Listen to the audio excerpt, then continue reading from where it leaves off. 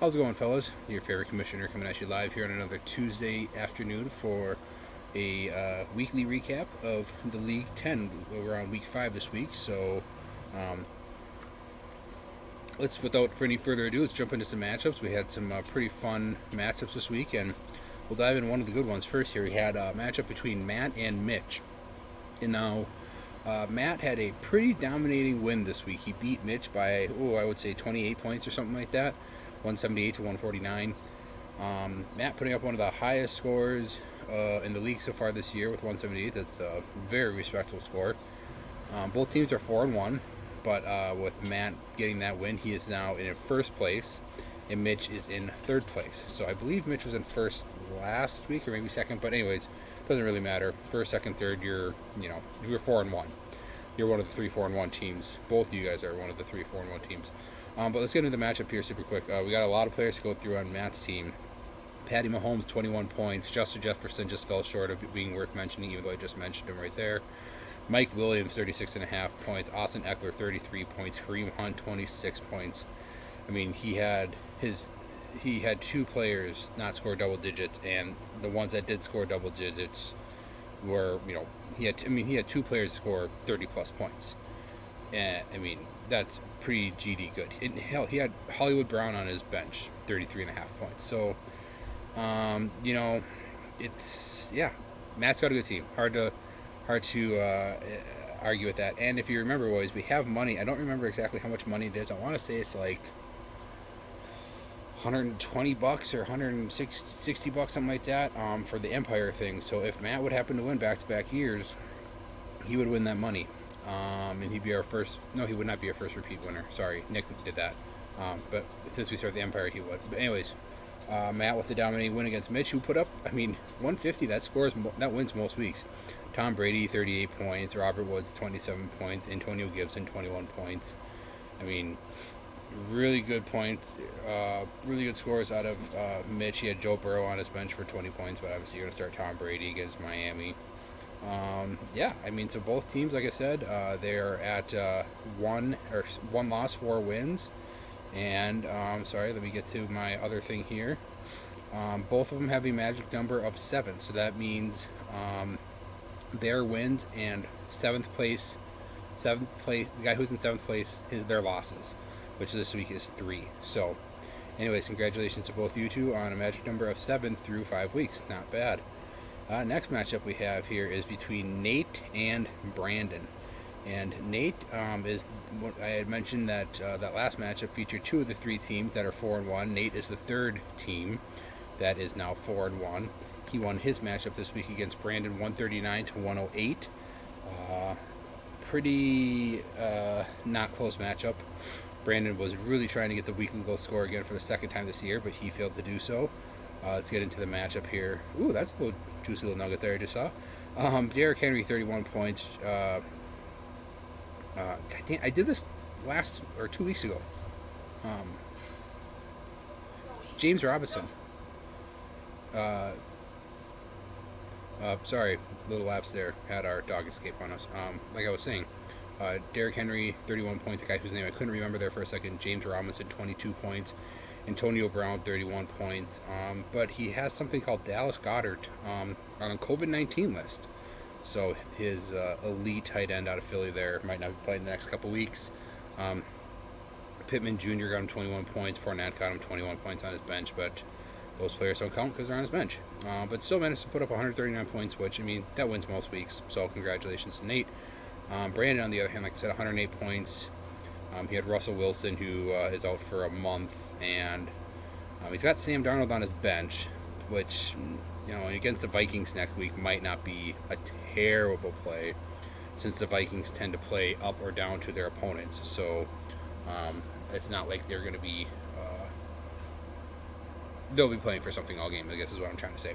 Anyways, he had Kamara with 29 points, Alexander Madison 26 points, with Cookie being out. He had Emmanuel Sanders on his bench, as well as Knox.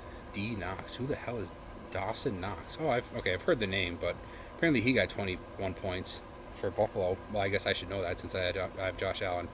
But anyways, point is that Nate got the win here. With that, Nate's magic number is also 7, and Brandon being at 3-2, and in 5th place, his magic number is 8. Going on to the next matchup here, and this next matchup is oh, okay. So as I do most weeks, I haven't looked at this, but I was pretty convinced going into last night that Corey was going to get the weekly low score. Having seen the final, how this all played out this week, Mike actually ended up getting a weekly low score. And as is always the case, Corey, when you play the team that scores the fewest points of the week, you get the win. And congratulations, you were able to do that. So thanks, you can thank Mike on giving you the win there. 102 to 116. So pretty weak matchup, honestly. 116, I mean, we had a team score 150 and lose. So let's go through the matchup super quick here. For Mike and his 102 points, he had Dak Prescott with 22, and that was about it. He had some other players do pretty well. But I mean, he's got Minnesota's defense. I thought Nate drafted Minnesota. Or they must have traded or something because Minnesota's defense is so good. Chase Claypool on Mike's bench for 24 points. But yeah, honestly, not much for Mike. And on the other hand here, Corey didn't have much either. Well, I mean, he had Lamar Jackson for 42 points last night, which is ridiculous.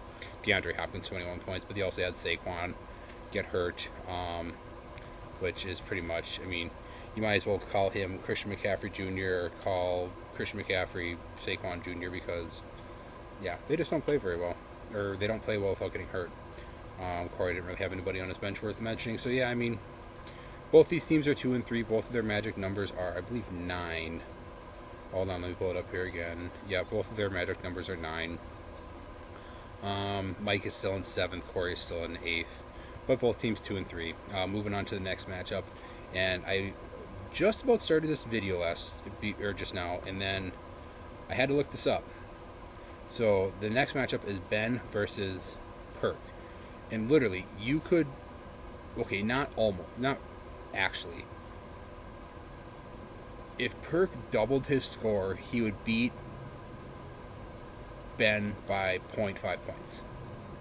So 112 to 224.5.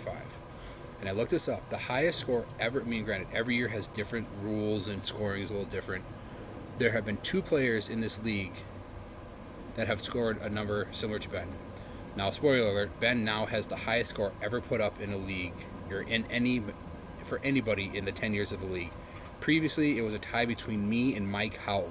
And you guys probably don't remember that name because I think he only played in our league 1 or 2 years. And it was one of Don's buddies. But we both put up a 223 week at some point in our tenure here. But Ben, the new guy, his first win in the league, and he does it with 224 points. We're going to have a lot of guys to go through on his team. Justin Herbert got him 43 points. Jamar Chase got him 28 points. Zeke got him 25. Jared Taylor last night got him 32. Mark Andrews got him 42 points basically in the last 5 minutes of that game.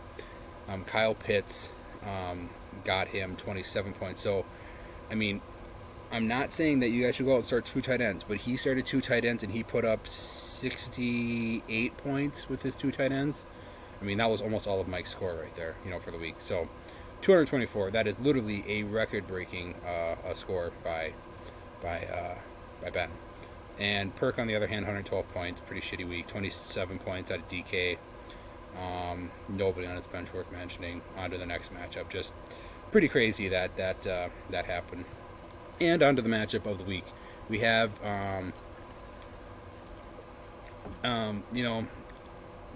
as much as I want to get into what happened here between the matchup between me and Nick,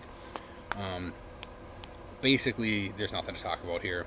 I'm 0-5, albeit the best winless team in this league. I mean, there's no denying that.